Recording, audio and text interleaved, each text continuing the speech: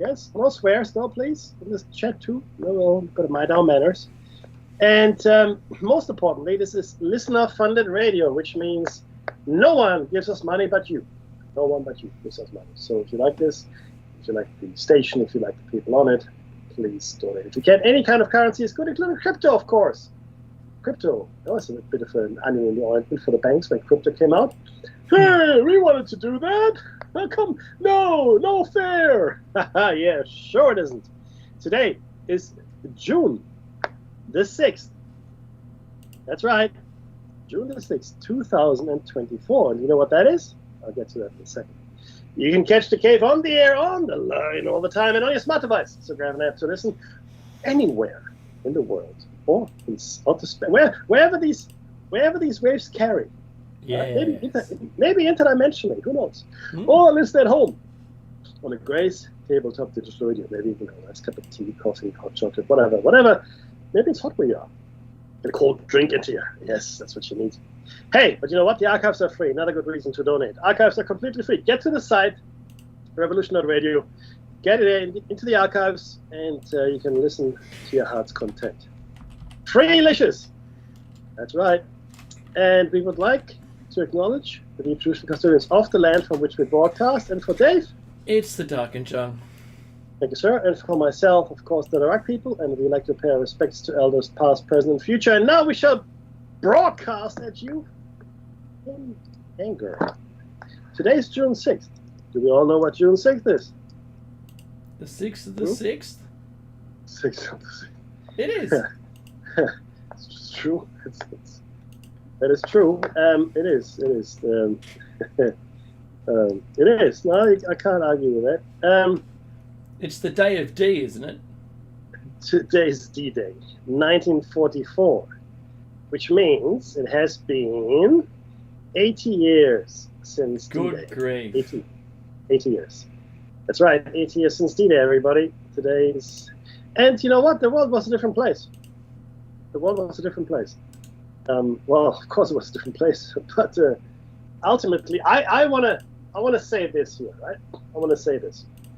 I think that World War II was the last conflict, no matter how tenuously, where someone could claim moral high ground. No matter how tenuously, but I do believe that the Allied forces still held the moral high ground. Look, atrocities on both sides, no doubt. The firebombing of Dresden, the atomic bombs over Hiroshima and Nagasaki on the Allied side, completely, yes. But on balance, and you should never have a tally of atrocities. You're living in the wrong time, Dave, when you've got a tally of atrocities. You see, just to let you know, that's one of my measuring sticks. Oh, tallies of atrocities. Yeah. Tally, yes, it's a tally stick. I think on balance, the Allied forces committed less atrocities than the Axis forces, and by Axis I mean the Germans, the Japanese, and I guess to a much lesser extent the Italians. But yeah, the one thing that was probably new. There was a new thing that happened where a nation tried to, and gave it a really good go, tried to exterminate an entire peoples, at least out of a geographic location. We call this ethnic cleansing today, right? Which goes hand in hand with a genocide. But Nazi Germany, or the people in charge there, they did try to come up with a final solution for the Jewish question in Europe. All right. The story that was told to people, interesting, again, this is a puppet show, so this is the story that was everywhere. So the Jews were being shipped into the east, to Siberia, to work on some farms or mines or whatever, or they were shipped to Madagascar. And believe it or not, those thoughts, those notions were entertained by the Nazi leadership at some point. Like all they wanted was for the Jews to be gone out of Europe, go away and be gone and stay away, right? And Madagascar, the the Siberian solution as well. Those were on the table. And I'll be honest with you, I don't know why or how the final solution, which of course we now know is the genocide that took place, came about. I don't know what was it, economics? Was it feasibility? Or sheer bloody-mindedness? I really don't know. I gotta do a lot more research as to why this solution prevailed, because the problem that the Germans had, Dave, and you know this, they initially sent the regular army into eliminate the Jewish, or in other elements, gypsies, etc., not Jewish people specifically. Initially was the army, and they shot them. There were mass graves were dug and they were shot. That was not good. That was the soldiers that did this, because they were just regular people, right? They weren't, racist believers, if you will. And they came back with massive psychological problems. So that didn't work, right? Then they tried a bus, where they would put the people and gas them in the bus. That didn't work either. Not good for the driver. Yeah, so that's good for the driver. Again, the German troops, and this might have been Waffen-SS at this point, didn't really take well to them. So the German devised something else entirely. They came up with the idea of a concentration camp, which also doubled as a labor camp.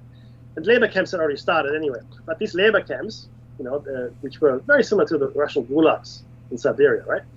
They had already had the communists in there. They weren't started as death camps. They didn't start out that way. They did not start out as death camps. They truly were just prison camps and forced labor, etc., etc. That's how they started. And that's how the industry, because industry was backing Hitler, you have to understand. German industry and industry in general was backing the Nazis to the hill. They got slave labor aplenty for their efforts. What they then came up with was a method of elimination that pretty much removed almost all German input. Mm-hmm. They built massive gas chambers and then also massive ovens. This is how a day in Auschwitz, for example, would unfold. You have German guards, and or it could be Polish guards too, with dogs and such. They would usher the prisoners off the trains as they arrived. They would, put all the luggage goes to one side, and then they would be ushered into cabins where they would have to unclothe and then shower. And some of them would go into showers and actually have to shower, then go into the camp, because it was still a labor camp. Okay, get the head shaved, etc., and get the uniform, like the those striped prison or concentration camp uniforms that you're familiar with, right? And there was another group that would go to the showers and would not experience showers, but they would experience Cyclone B, which I think was actually a weed killer.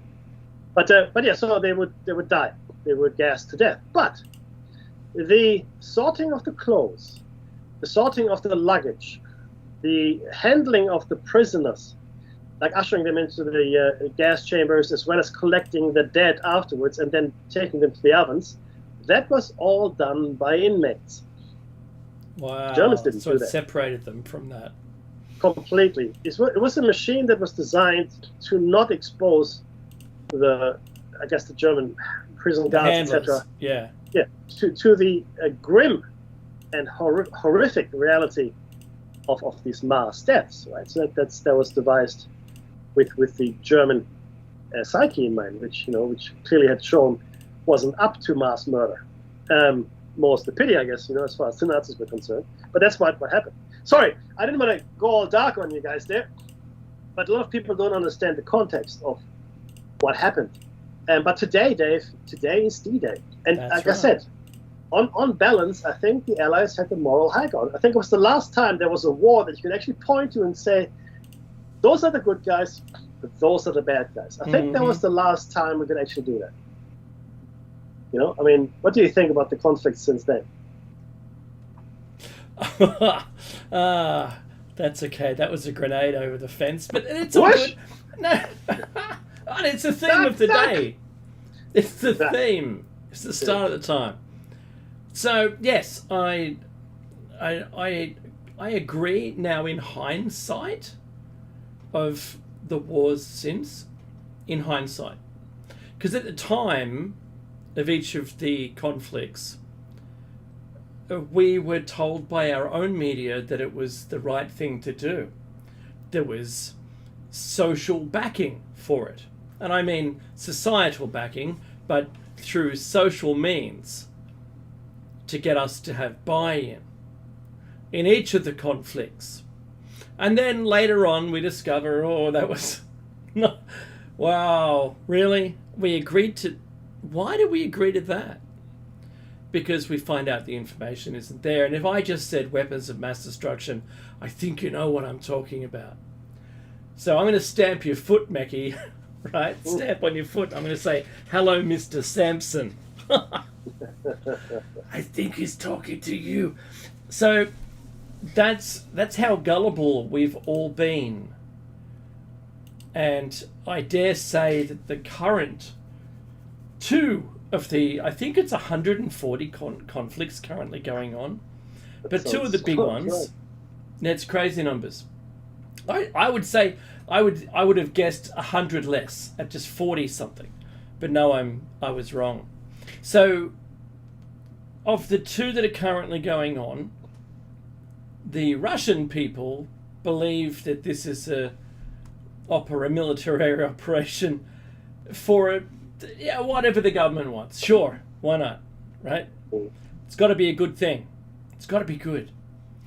And I asked the one question, are you going to give the land back? What land? No, who would do that since we've taken it? Oops, did I say that out loud? So you've got to see from the Russians' perspective, on the ground, people on the ground in Russia don't think this is too terrible. But in the other one, the Israeli versus, Gaza Strip, Hamas, if you want to call it that, started out kind of retaliation, yeah? And when did it stop doing that? That's the question I raise. And Mackie and I, we agree, because we talk off air, but we agree that it's no longer that. No. It's like Iraq war going after Iraqis after 9/11. What? That was Saudis. They're all identified as Saudis. Yeah. So what were you doing in Iraq? And I say this same thing to people who want to get up me about my attitude towards modern conflicts. I said, name a country you dislike right now. Doesn't matter who. I don't care who. Just imagine if they had been the ones doing everything that, let's just say this out loud, that a US was doing over the last 40 years. How would you think about them? Because that's what the rest of the world is thinking. That's what the rest of the about the US. Yes, sir. And so that perspective alone was my moral compass. That's how I've deduced where we're at from my perspective. It's only what I think. And that's okay to think things. So, yeah, thanks, Mackie. There you go. It still is. We're close, but it's. What time is it? Hey. Just before an interlude for 1 minute.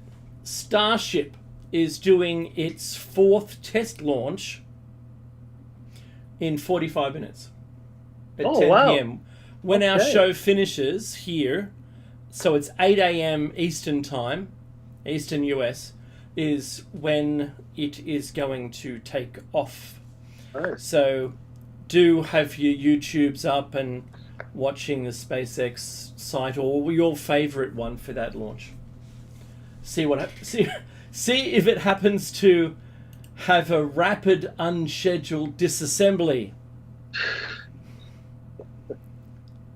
It blew up, yes, but it sounds better when we say it. Oh, it so does.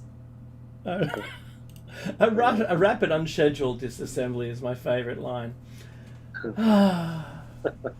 Unscheduled. Yeah, we didn't mean for it to happen. That's right. But, Well, the front's not supposed to fall off, you see. I'm sorry, that's just, it's the language again. We're living in a time, the time of language, rape and pillage. That's what we are. Our language is being raped and pillaged into an unrecognizable mess. That's where we're going. But this word used to mean something else. Yes, get with the times. What you do? No, it literally meant something else. Yes. Not anymore, it don't. No, because now it could be figuratively as well as literally, because they've made those the same word. Same word. In the dictionary. It's the same. What? And it's only changed because of common misuse. Yes. Well, so why are we changing it? Because no one else can use it properly anymore. Okay. No one's... So the on switch is now the off switch. Yes, that's right. Imagine Mark Twain. I see a lot of quotes from him.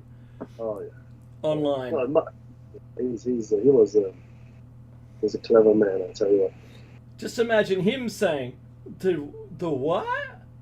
Yeah, it's like, okay, so where do we leave our brains when we enter? Over here, okay, this shelf, okay. Okay. That's what I'll do. No, look, but it's always the great writers and the people that can really move you with their words and have this fantastic insight. I mean, Mark Twain is one. Mm-hmm. I also like. You think I can think of his name now? No. It's completely gone from my. Oscar Wilde, of course. Oscar Wilde, of course. He is phenomenal. Oh yes, Jonathan Swift, brilliant writer, and the insights again offered were. Well, he should have burned at the stake, essentially. That's what I think for his writings. And he as relevant 300 years ago as they are today. But yeah, look, Dave, that's phenomenal that this is happening. And they should have chosen D-Day to do that, on the 80th anniversary of D-Day. Another momentous historical launch, maybe. Who knows, right? Well, they've made more than 1,000 changes. Wow. To the last, the third flight, and I think that's amazing that they could do that. That's impressive, to be honest. That's wow. Okay. That's a lot of agile sprints, Mackie. Let's just say that. Yeah. Agile sprints. Don't. Right. Agile doesn't work unless you're a software developer. I'm sorry. Sorry, what? Who said that? That's someone's got to keep the post-it note company in business. I'm sure the whole thing was created just by the post-it note company who was seeing, failing sales. We need to sell post-it notes. How are we going to do that? I reckon. See what we do. We have a wall where we just stick these post-it notes and write down some task. And that sounds. Really? We could do that? Oh, yeah, we'll just make it up. Make it sound like it's the best thing ever. But don't they have waterfall? What? You gonna get wet? Can you swim? Unbeliever. Get this man out of here. Speaking of sales, I tell you, Mr. Musk, it ain't doing too good. He ain't doing too good. But who's doing well is NVIDIA. $3 trillion. NVIDIA is rocking it. You know what? That's another board I completely missed. I looked at it. I knew there was something going to go on because they were the only ones making the GPUs capable of actually running any of this stuff. And I thought, but it never occurred to me because I'm not a stock guy. I'm just not a stock guy, right? It never occurred to me to invest. But if I had, I'd be quitting today. 70,000 times their worth. I know.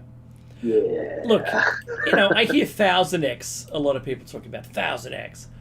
And, well, no, that's 70,000x, and you missed the boat, you pork chop, right? Okay. So don't give me 1000x, I'll give you 1000x. I'll tell you. So, I'm once again bombarded with a lot of information during every day, and it kind of makes me want to get back into the workforce because the amount of things that I watch, and Did you know today in our news, when was it? Tuesday? Tuesday, Yes. I said, I'm under the impression that we're in a recession. Because it's Yes. not going well. And it's not just me, everyone's feeling the pinch. And then today, this morning, I saw a news story where they're trying to float the idea that we're in a recession without saying it. And it was, I think, are we getting close to a recession? And then the entire story was all the signs that we're already in one. And that's what the basis of the content of the story was. It wasn't a question at all, just basically factually saying we are in one. But without the headline saying that we are. So if you're only breezing past the headline, like our famous friend that's defriended us, who just loves the headline, gotta read the headline. Well, content, headline. It's all about the headline. Well, yeah, that's the grammar, but the content tells the story, and I'll tell you that's Good story. story. Come on, no one has time to read anything. Just give me the gist. 58. Okay, got it, done. Whoa. What? Wow, that's how it is, my friend. You think it's funny, right? You do. I know you do. But Yeah. I tell you what, there's all kinds of things that are just like that. So it's fine. There's a lot of stories, Mickey, that the two of the big ones is, are we seeing the end of wokeness? Because is that a word? you have to understand that the people writing the article definitely thought so. Wow. Okay. Because it's not the end of being woke. It's wokeness is the entirety of. It's wokelicious. Wokelicious. I'd like a woke milkshake, please. Can I have one of those? I think flavored. Yeah, that's it. Just woke. I want wokeness in it. I'm going on vocation. Vocation.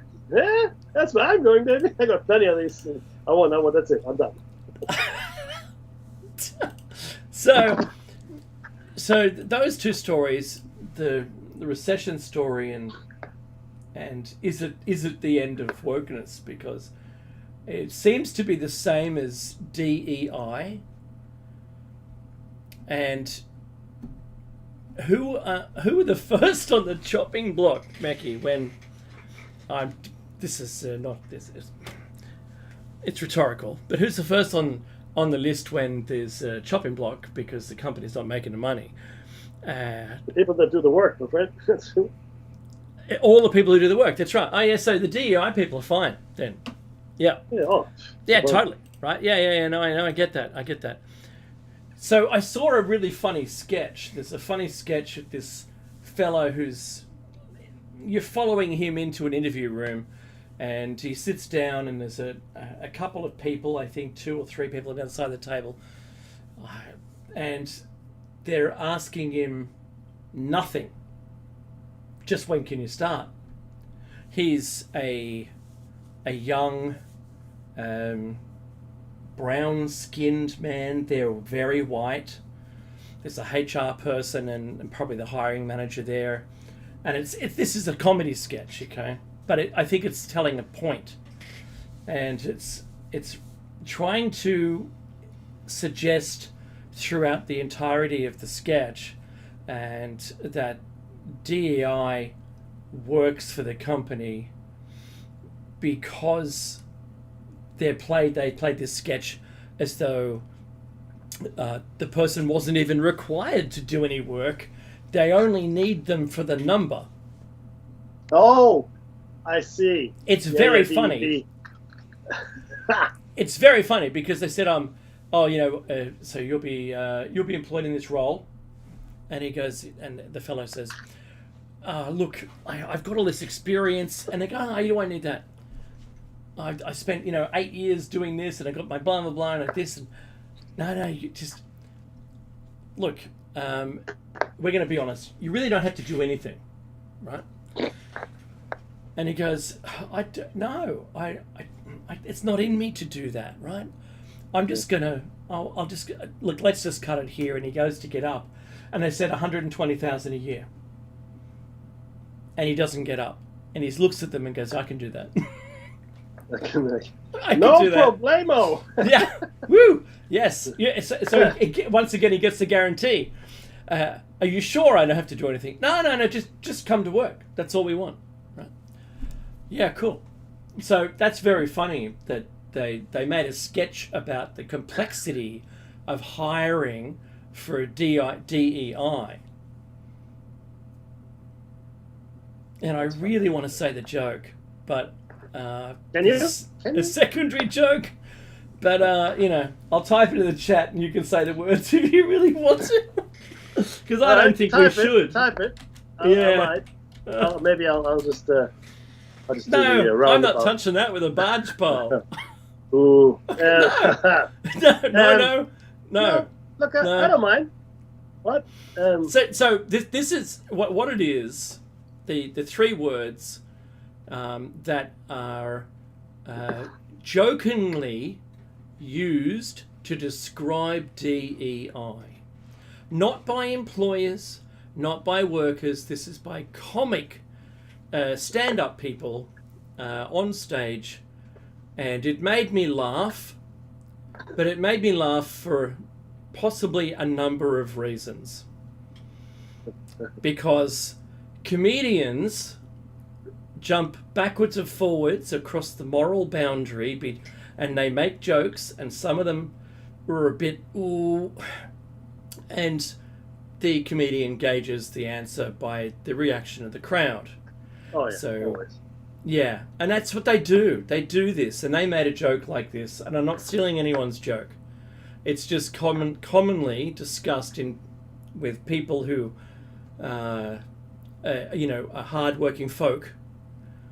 And it's tough. It's very tough. I don't want you to say it. I'll type it in the chat room. Is what I'll do. You don't want me to say it? You sure? I'm pretty sure. Well, Yeah. it is essentially though. But the thing is this, right? I mean, it's right up there with the whole parasitic thing that I'm always bemoaning. Oh, the parasites. Yeah. Yeah. So I mean, right? I mean, what? Oh, See, I'm not saying it's the fault of the individual that's No. employed because they make a number to allow the company to be satisfied that they've hit their quota, right? So I remember, Meki, when the glass ceiling prevented women in the workplace from getting anywhere up the corporate ladder. They were either in the typing pool or secretaries or something like that, and it was a very hard time, and we didn't find equilibrium, and I don't think we're there yet, and we're certainly not anywhere near it as far as wages are concerned. I think people should be paid the same in the same role. Paid for the job. Yeah. Paid for the job, and it doesn't matter who you are. Doesn't matter who you are. Irrelevant. Yeah, that's right. But there are people in business who still don't think that that's right. Right? They want to pay more or less for a certain person, and it's really disappointing. It really is disappointing because there's a saying, Meki, that you have trust in your employer, and I don't know how many centuries ago that was. Trust, but it may not be as valid today as it was then. I think you got that one right. I don't think it is.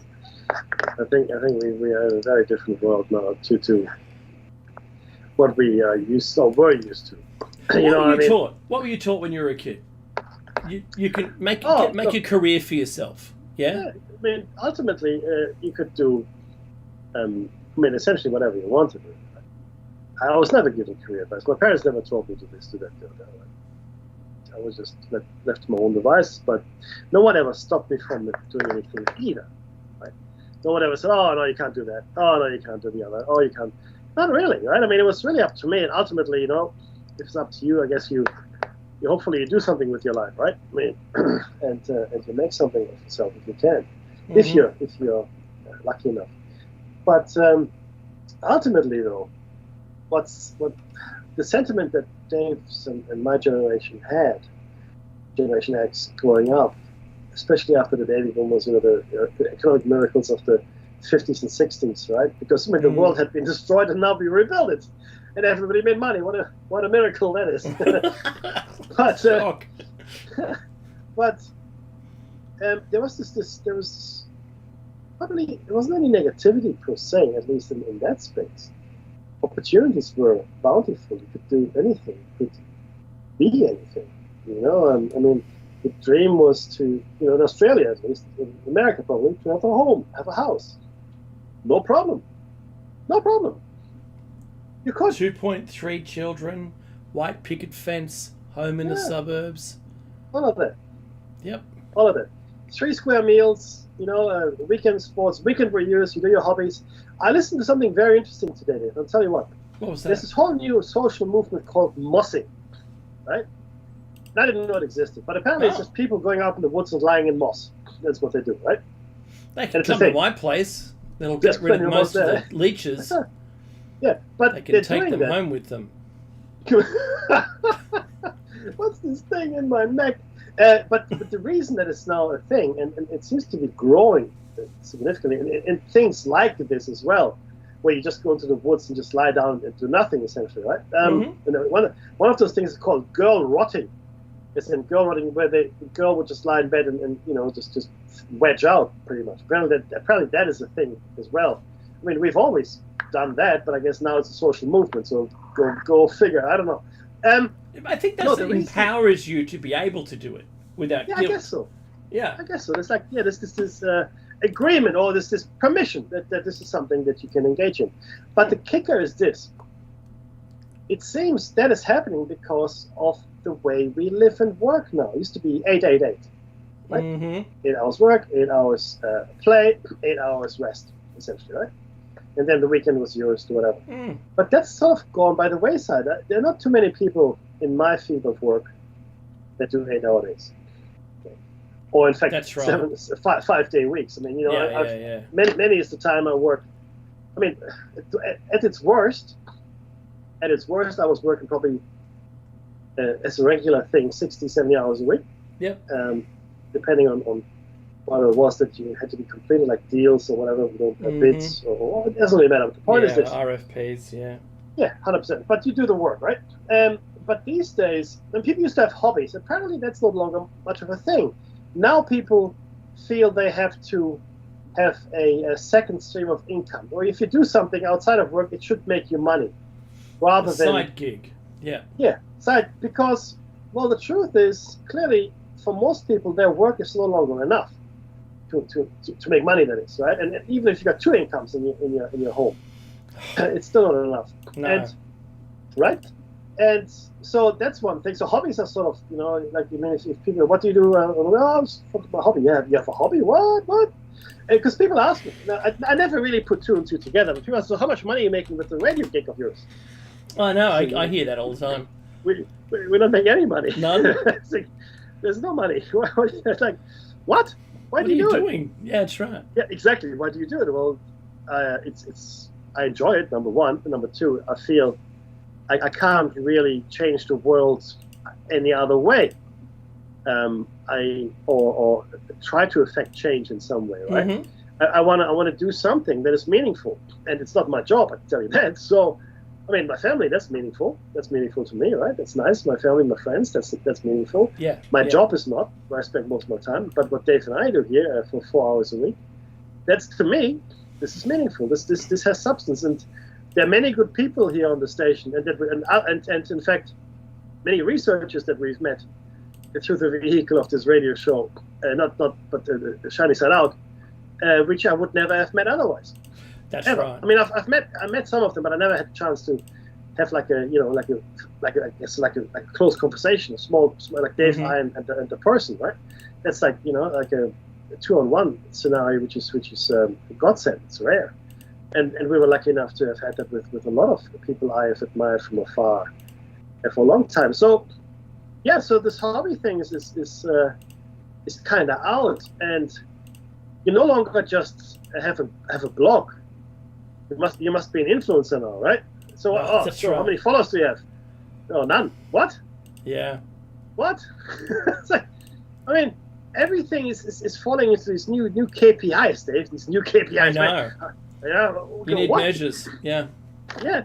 And whatever happened to doing things because they feel good or they're fun or it's an enjoyable pastime with your children or kicking a ball around or whatever, right? We don't all. This is for something else. My daughter loves soccer, right? And while the parents are pretty well behaved that I see, but they still get way into it, and to the point where I can see how, and these are kids that are 8, 9, 10 years old. Okay, so we're talking teenagers here, right? Or the next Maradona, and I can see that some of the parents get so riled up, and can see the kids feel the pressure, and you think, oh, this is meant to be fun. No pizza for you at the end of the match. You didn't score a goal. Well, yeah, but there was 9 people on our side and only 1 goal was scored. Yeah, soccer's a horrible game. That's right. Horrible game. No, but it's really a little disturbing. I'll be honest with you. It's a little disturbing because, yes, you want to teach children there's a competitive spirit. You want to win. Of course, you want to win. Right? Have fun. But at the same token, you will lose, and that's why. To be honest with you, that's why I'm happy that my daughter is there, because she needs to learn how to lose. Understand? Yeah. Very, very important. Mm-hmm. Right? But I mean, again, right? It's a hobby, guys. These are 8-year-old kids. Yeah. Right? There's no money on the line. We're standing freezing in the morning. It's been raining. It's all muddy. We're here to support the kids kicking the soccer ball around for fun. That's it. It's for fun. If they win, great. If they lose, well, then we'll tell them, it's okay. You tried your best. Sometimes you lose. Someone is better than you. It happens. Right? Life lessons. This is not about creating the next Matilda team. It's not. If some of them do, great. Awesome. Look, they're right? running Wonderful. the wrong way with the ball. What ball? But we seem to have done away with a lot of the stuff we used to do there. Sorry, that was my point. Right? No, I totally understand. You're right. Having measurables upon a hobby that you enjoy, that you've decided to do, that you want to pursue, is a totally ridiculous concept. I know. It makes no sense to me whatsoever why anyone would want to judge how well they were doing at their chosen hobby. Isn't it personal best? Is that not enough? Is it just the enjoyment that you get from it? Not anymore. No. Yeah. Quite a socialist, aren't you? Hippie comic Reno. But yeah, you're 100% correct. Absolutely. 100%.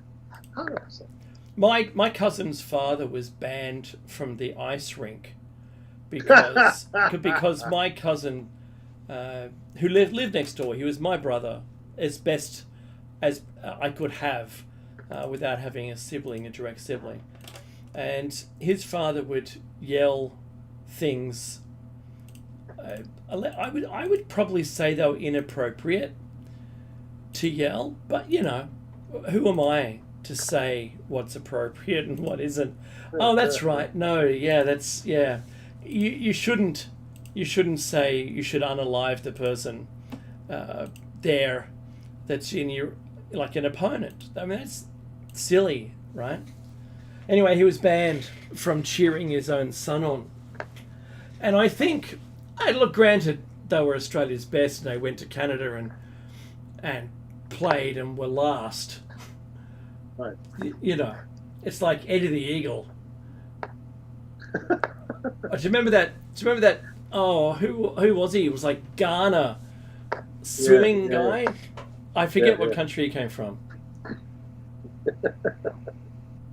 And his opponent nearly drowned and was taken out of the pool, and he had to do the 200 meter on his own, where he barely made it, but it was the slowest 200 meters or whatever the length was in Olympic history. Well, that's kind of the way that you graduate from kindergarten and graduate, right, as a sporting team from the worst, hockey players on the planet, because we don't even have frozen lakes, and these kids that they're playing against in Canada grew up with skates on. Do you know what I mean? So look, they're the best at it, and let's just say that. So yes, I've got a hobby, Meki. You know this. Besides the radio, I race online, and I wouldn't want to put measures on myself because it's going to ruin my enjoyment. Yes. Because I do it for fun. I've got a sponsor, sure, but I do it for fun because I just like bettering my times, my lap times. I like to race against humans because AI are as predictable as you could possibly imagine. They even bump you off the track for no reason whatsoever. They're just kind of like humans, but humans will do human things and AI does AI things. And I'm going to tell you that without getting into racing specifics, it's such an enjoyment for me. I'm too old to go into racing professionally, although I would if I could, if I had the money to buy a car and run it. I absolutely would. If I was a billionaire, far out, I'd just do it. But, wow, if I set some goals, like I've got to lead, you need a perfect race. So you qualify first, you lead every lap, you finish first, you got the fastest time, and you didn't get any incidences. If I said to myself, I'm going to do that within 3 weeks, I'm an idiot. Who would do that? Maybe it's only for bragging rights, Meki, that people are doing this for their hobbies, setting themselves goals and managing themselves like they're a professional sport team, lying in the woods. Maybe. But, I think I think we've lost our ability, and I mean this, I think we've lost our ability to just switch off and just understand this is my time now. We are so consumed by this fascist capitalist system we're in, where it's all about production and ever increasing returns and making more and more money all the time. That I don't think we can. I don't think we can't live like normal human beings anymore. We're completely consumed, Dave. We're completely consumed.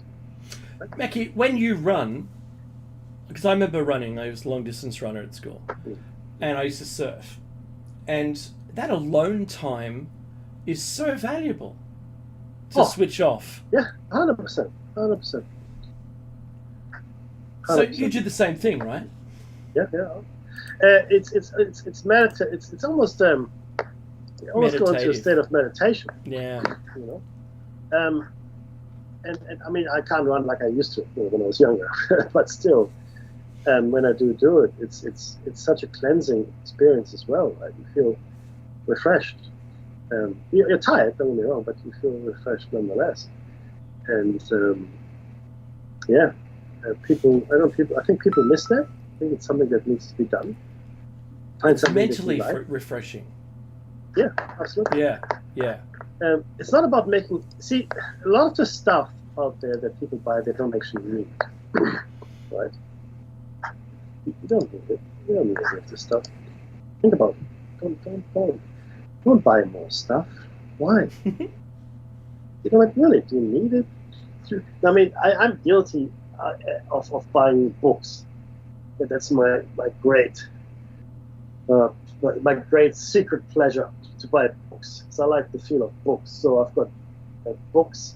I got about 4 piles of books as tall as me that I haven't read yet. I'm about 6 foot in a bit. So it's there's a few books there, but I can't help myself. I will get to them eventually, but I can't help it, right? But people buy a lot of stuff they just don't need. Um, and fashion is probably one thing. This is a big thing for people to buy more clothes and shoes and just ask yourself. Fast clothes. Like fast food. Yeah. Oh, totally. 100%. Wear it once, off they go, right? Mm-hmm. We've forgotten our simple things in life. I think we really have forgotten that. It's more stuff. Phones. That's good. We're lining up like morons. I'm sorry if you're doing this, dear listener. Don't take it as a personal attack, but if you line up for the latest phone, you're a moron. I'm sorry. I don't. You're lining up to spend $2,000 to $3,000 on something you don't need. You know what a mobile phone is? It's a gift that keeps on taking. That's what that is. That's a good way of putting it. Okay, because you got the phone, $3,000 gone, and then you pay for it to be connected. Because what's the point otherwise, right? That's not cheap, right? And then you might make purchases on the phone because you like apps or whatever. And I mean, yes, it's wonderful technology. I've got one, but I bought mine pre-COVID, Dave. I bought my phone well before COVID. Those were the days. I miss the brown onions, but it's certainly something that bothers me a lot. And I see consumerism starting earlier and earlier. I think I might have stopped talking. I don't know. Your daughter's a bit older than mine, right? And, that's right. And I see here at the age of 7 and 8, girls, specifically girls, interested in makeup, interested in perfumes, but not just makeup, but brands, specific brands of makeup, and not cheap either. Now, I think back to my time, right, when I was 8, 9, 10 years old, and I don't think any of the girls in our grades wore any kind of makeup. I mean, that started later, and when you're 13, 14, puberty and all that, that's when I remember it sort of starting. I don't know, was it different for your girls as they grew up? Because they're probably 10 years older than my kids, thereabouts, something like that. Yeah, that's about right. Wow. Yeah. Same. That's just nuts, though, isn't it? Yeah, well, see, my girls really weren't into consumerism, so I'm good. That's good. very pleased with how we've been able to help guide, because we don't guide, we help guide them through the minefield, which is, being a teenager and friends and, enemies and, I suppose, bitchiness and all the things that are current in their lives, which are, well, exactly the same as every other time people have been teenagers. And it isn't easy, but, giving them the tools, I think, to decide what is the thing that they're going to do. And I do applaud them today for the only benefit I can see from anything that was spoken about on this show is that kids are able to own the look that they wish to have. That's something they're more than benefiting from today. I owned the look that I had at school. Yeah. And I loved doing that. I think I got that maybe a little from Canyon High that I went to when I was in California. Mm-hmm. I earned that there because everyone did it there, and I brought it back with me, and I felt empowered, I think, to be able to wear the appropriate clothing, but in a way that was unique, that other people wanted to emulate. And I didn't care about anyone else. I was only doing it for me. Okay. And I think that that's what they've got today. Right. And certainly at the school that my kids go to, they are definitely own their look. And in fact, they inspired a look.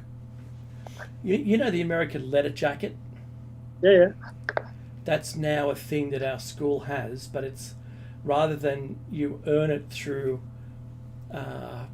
being a sports person, Yeah. you can just simply buy it. Oh, okay. And it's got the graduating year numbers on the back. So it's like an incentive to get to the graduation process. Wow. As a senior, that's really good. That's cool, actually. It really is. And it's exactly the Yes. leather jacket that I remember seeing at Canyon. Really? But yeah, it's exactly. I mean, just the colours are different Yeah. because every school has different colour schemes. Yeah. At Canyon, it was brown and gold and white. And yeah. But anyway, saying that, and plus, look, I'll say that my kids don't think like other kids, and that they know the power of the individual, not the power of the group, and that's super important. So the power of the individual being that you should be able to own your look. You should be able to do things that you wish to do. You can be an arty person if you want. You don't have to. You can do whatever you want. But if, you're not doing it to please anyone, it's for you. So my daughter was making earrings that no one else had. And she wore them proudly. She bought a kit. She could make her own earrings. And it was just awesome.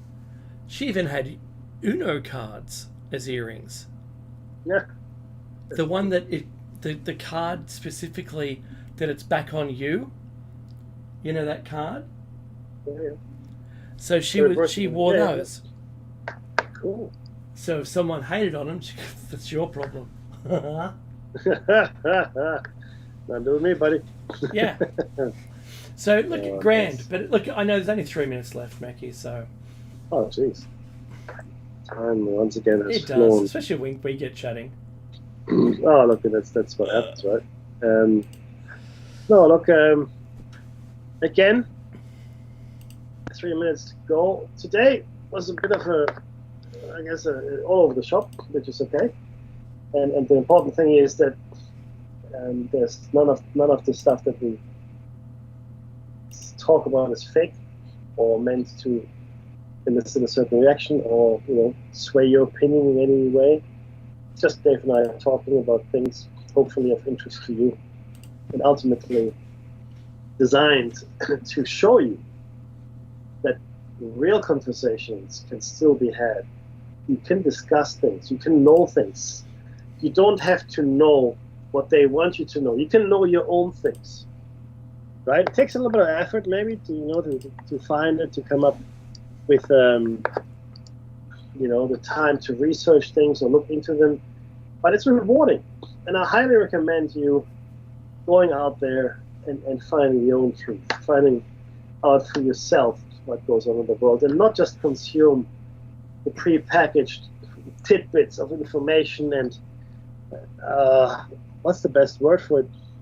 Infotainment, I guess, because it is no longer really just information, right? It is entertainment more than anything, and it is really important, I think, that we all make the effort to educate ourselves and not just take on the pre-digested cud, which is not a swear word. It's actually the stuff that cows masticate on. Cud. Mm-hmm. Cud, yes. From the second stomach. I'll get some cud coming your way. Here it is. Just enjoy chewing on it. No, it doesn't taste good. Just keep doing it. You'll grow to love it. You will grow to love it. Don't you love it when they say that to you? Oh, you will like it. You'll start liking it. Boy, it's all good. Like you take your job. I mean, I see people in their jobs, and I'm thinking, how did you get here? What happened in your life? Not good or bad, just curious. What happened in your life that actually put you into the position you're in? I'm curious. I see it. Was this a deliberate choice? Were you guided? Were you forced into it? Was it just something that just happened to you? There's music. Oh, There's the music. Hey, this has been Plato's Cave. Thank you so much for your company. Really appreciate it. Do think if you can. Something else is going to come up here on the station. Don't know what, but it's going to be awesome. And we'll be talking to you guys on Sunday at Shiny Side Out. Until then, though, be safe.